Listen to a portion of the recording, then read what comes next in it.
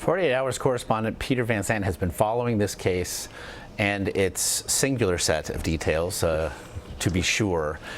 Peter, you've seen a lot of this. A lot happens in interrogation rooms. Have you ever seen an interrogation quite like this? I have never in my life seen anything approximating this.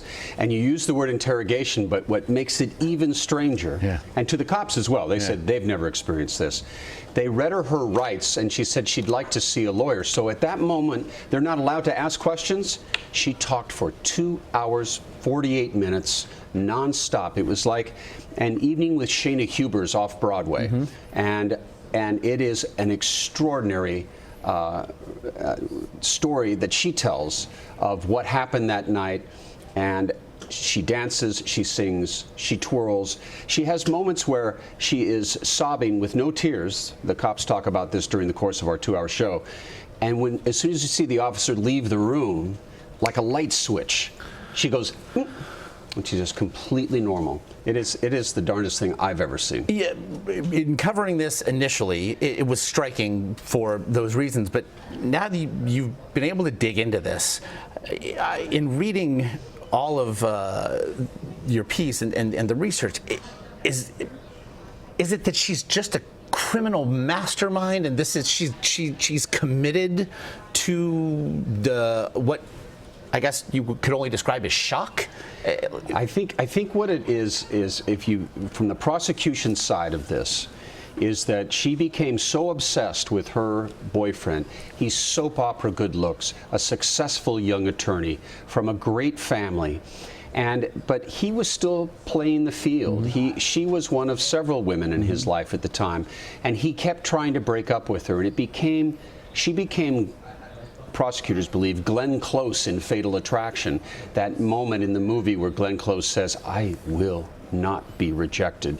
She had the same obsession, and she sent more than 100,000. This is so mind-boggling. Repeat that. Repeat the number. She sent more than 100,000 text messages on social media to Ryan.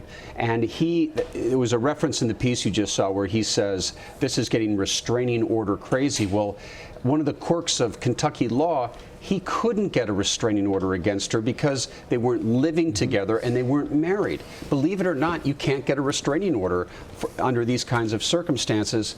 And once she found out, prosecutors believe, particularly about he was going to see Miss Ohio that night, she went over to the house. He had guns. Ryan had at least 3 guns at home at any one time, and he liked to keep a handgun on a table, and that's where he was shot. And the prosecutors believe that Shayna came in, picked up the gun, and just blew him away. 6 shots. You mentioned the failure to have a restraining order. Is there a sense from the authorities you spoke to, the prosecutors, that there's an institutional feeling of blood on their hands, that something more could have been done? They haven't said that. The family of Ryan Poston, they wish they had acted differently. One family member, who wouldn't want me to reveal the identity, told me that if Ryan had been a woman, they would have reacted much more strongly. People you'll see in the course of this 2-hour investigation, they had close friends, other attorneys saying, you have got to figure out a way, change your locks, move away. You have to get away from this woman. And the family sensed danger with her, but more that they thought that she was unbalanced. They never went to the area that she might come over and kill you. This is not to be missed. This is a transfixing one, to be sure. Absolutely. Thanks for spending some time, Peter. Thanks, really Josh. Appreciate it. Again, you can watch Peter's full report, Obsessed, to be sure. It's a special 2-hour edition of 48 Hours. Begins tomorrow night, 9, 8 Central on CBS. Do watch.